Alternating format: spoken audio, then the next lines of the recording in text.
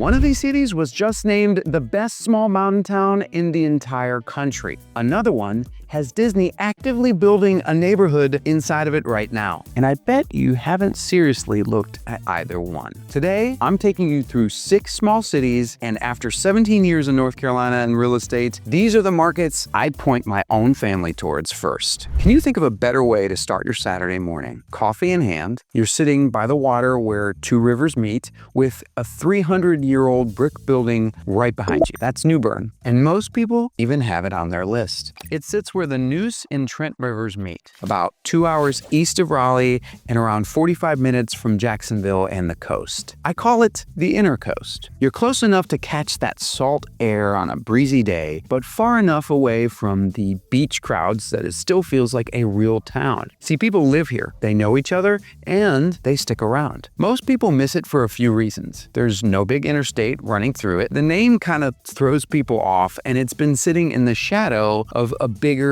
coastal spots, frankly, for years. But that's part of why it works so well. It hasn't been overbuilt or overhyped. The people finding it now usually fall into a couple of groups. Remote workers are leaving higher cost areas up north, retirees with ties to the military corridor since Camp Lejeune is right up the road, and buyers who want water and history, not just another suburb. The thing that I hear all the time is it feels like they found something early, and it really is a good-looking town. This was North Carolina's first permanent colonial capital, and it's where Pepsi started. You've got Tryon Palace right in the middle of downtown, dating back to the 1760s. The whole area just feels established in a way you just don't see very much anymore. Restaurants hold up too, by the way.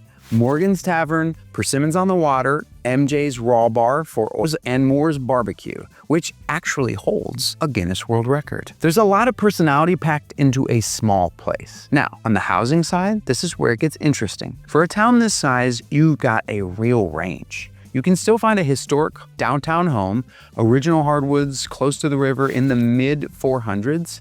Newer homes outside of that area tend to land in the low 300s, and if you're looking for river views or historic spots, well, prices do go a good bit higher. Compared to bigger coastal areas or the Triangle, your money goes a lot further here. The local economy is more solid than people expect too. You've got healthcare, government, and tourism keeping things steady, plus new manufacturing jobs that came in during the last year or so. And with the country's 250th anniversary coming up this year, New Bern is right in the middle of that. So there's a lot more attention coming its way very soon. One thing that always catches people off guard, there are over 70 hand-painted bear statues all over downtown. On buildings, in parks, outside restaurants. The town was named after Bern, Switzerland, and Bern means bear, so locals call it Bear Town. You'll be walking around this historic area and randomly see a bright painted bear in a chef's hat. It's one of those details you don't expect. New Bern is one of those places where people visit once, they start looking up homes on the drive back, and I bet you they'll be back. Now, we're heading northwest into the foothills, and the next spot is a completely different feel. Most people treat Mount Airy like a quick stop. They come in for the Andy Griffith stuff, take a photo of Floyd's barbershop, and head out. But the people who actually move here figured out something most visitors miss. It sits right up near the Virginia line, about 15 minutes from Pilot Mountain State Park and around 45 minutes from Winston-Salem. If you're coming from Charlotte, it's about an hour and a half north. You're right on the edge of the Triad, so you get that mountain feel without paying mountain prices.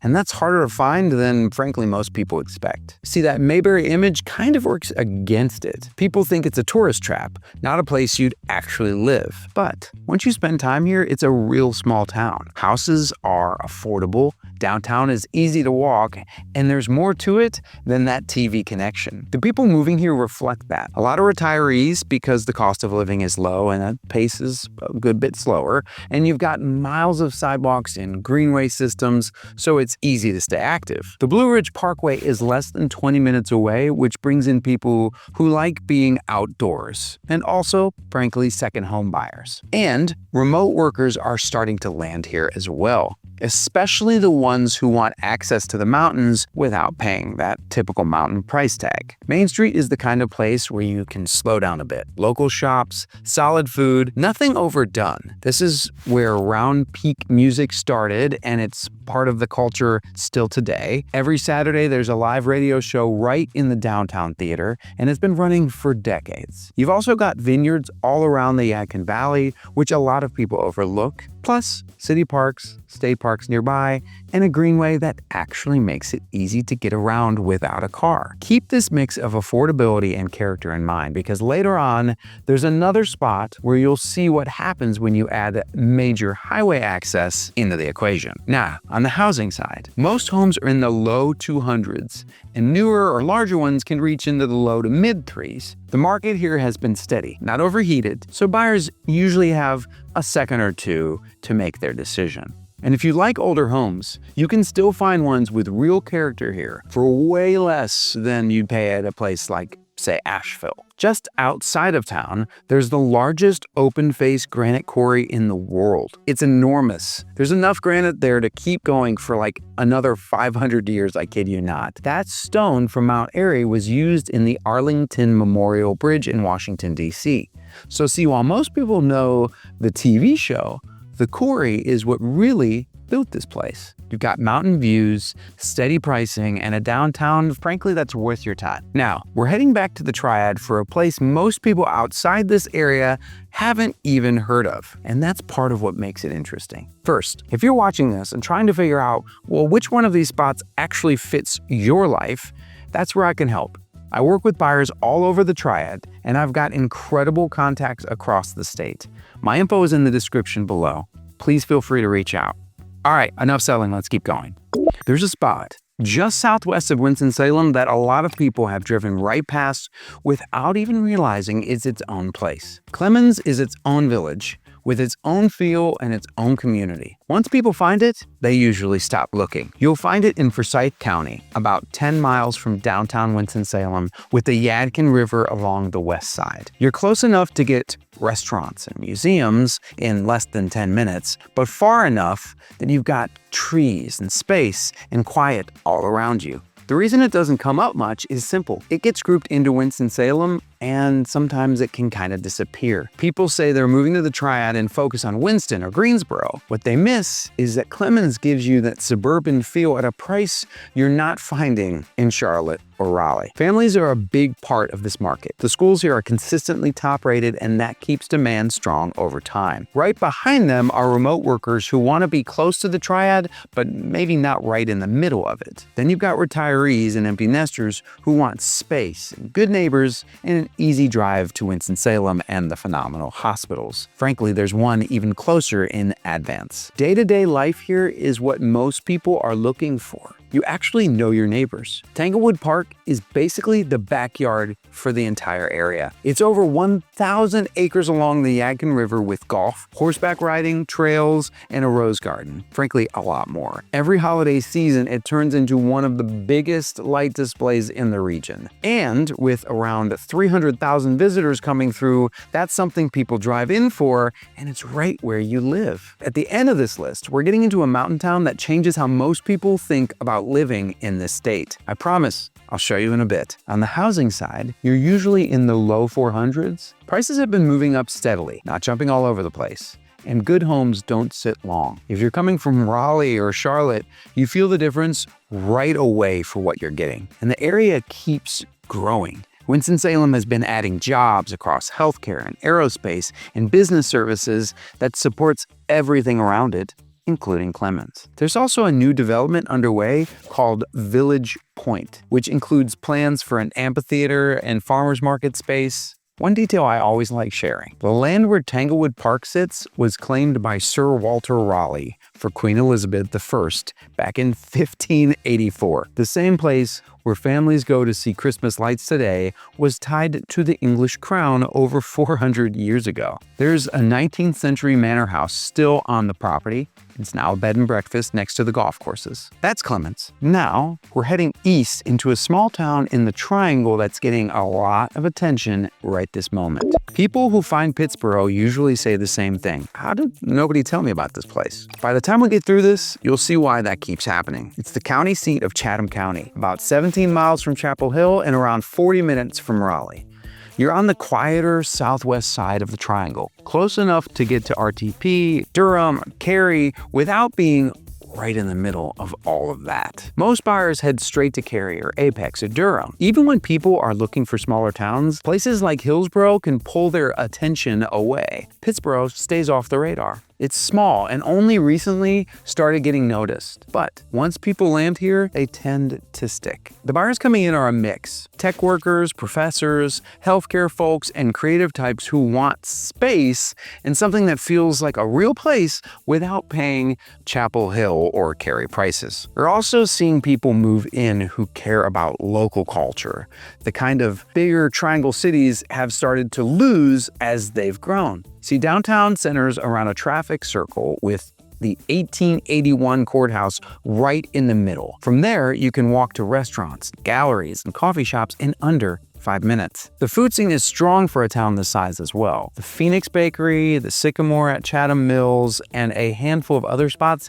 have been drawing people in. The old mill has been turned into a spot for local food and arts, all in one place. From April through December, every first Sunday brings in live music, vendors, and food trucks. This is the most expensive city on this list, however, and that comes because of that Triangle demand. See, most homes in the area are in the low 500s. Prices have been moving up at a steadier pace this year, so buyers don't have as much time as they did in the past. Now, here's the part most people don't expect. Disney is building a neighborhood right here. This isn't a rumor or early idea. It's already happening. Asteria, part of the Story Living by Disney Communities, covers 1,500 acres and already has crews on site. Plans call for over 4,000 houses, along with a restaurant, a wellness space, and a creative studio.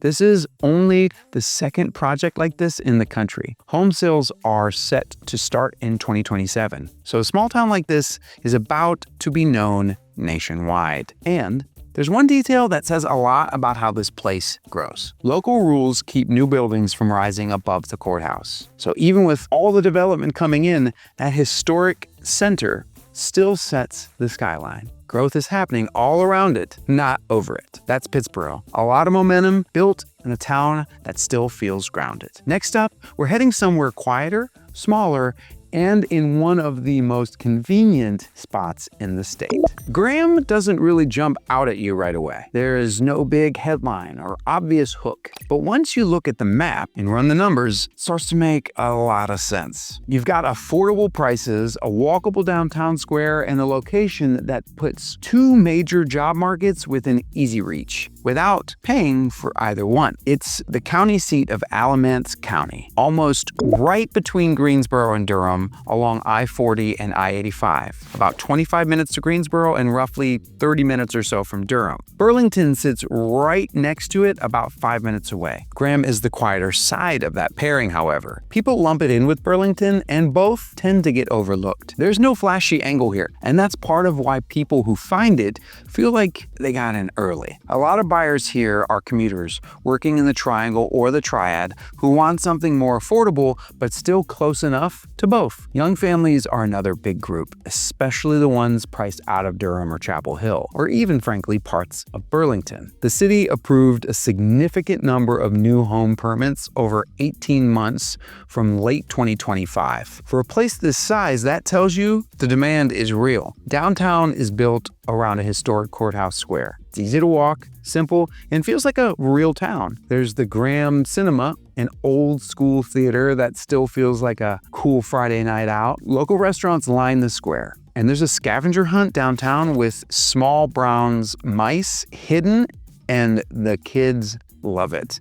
If you want more options, Burlington is 5 miles away. And Graham is also adding new businesses and an investment in its own downtown. Now, on the housing side, most homes are in the mid 300s. And for this kind of location, with direct interstate access and easy reach to both the Triangle and the Triad, that price range is very tough to beat in central North Carolina. And here's a funny story about this place. Back in the 1850s, the town didn't want the train tracks too close to the courthouse because of the noise and smoke.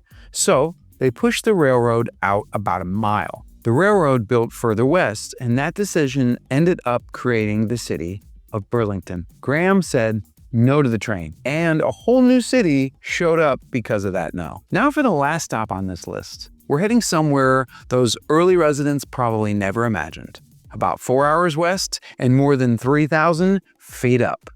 Travel and Leisure named it the best small mountain town in the United States last year. But most people moving to North Carolina still pass right by it on the way to Asheville. And that gap might tell you a lot. Boone sits up in the Blue Ridge Mountains, roughly 2 hours northwest of Charlotte and about the same distance from the Triangle. The elevation is about 3,333 feet, and it's the only county seat of Watauga County. The Blue Ridge Parkway runs just south of town, and Grandfather Mountain is a short drive away. If you haven't been, go see it first. It helps everything else make sense. See, people are starting to notice it, but when someone says they want the mountains, the conversation oftentimes still goes to Asheville. Boone is smaller, sits higher up, and for a lot of buyers, it ends up being a better fit. The people moving here line up with that. You've got outdoor-focused buyers and active retirees who want real seasons, skiing in the winter,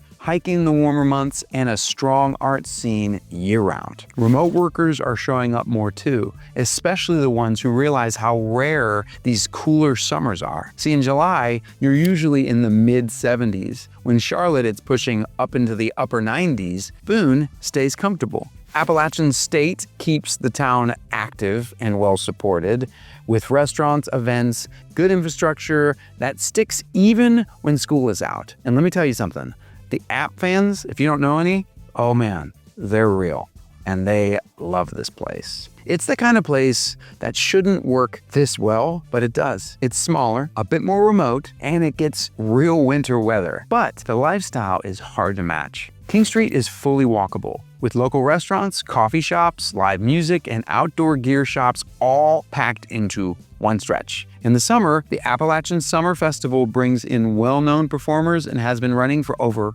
40 years. Now, in the winter, Beach and Sugar Mountains are about 30 to 35 minutes away, and the Parkway is right there all year. Prices are higher here. Most homes fall in the high 400s, and inventory stays incredibly tight. But compared to Asheville, where the similar home might be well into the 500s, 600s, and above, there's still a good gap. If you're ready to buy, there are opportunities, even if it takes some patience.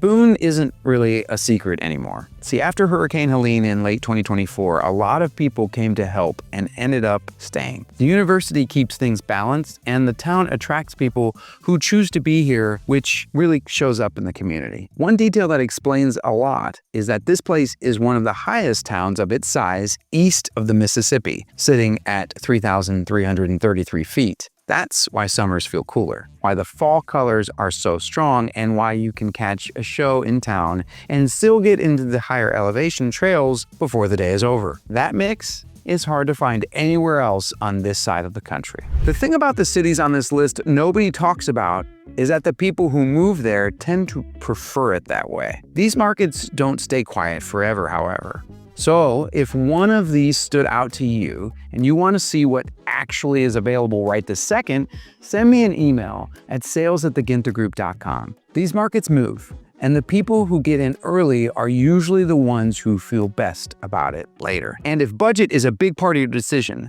I linked another video where I break down the 6 most affordable cities in the state. Definitely worth watching before you make your move. Thank you very much for watching, and I hope to see you on the next one.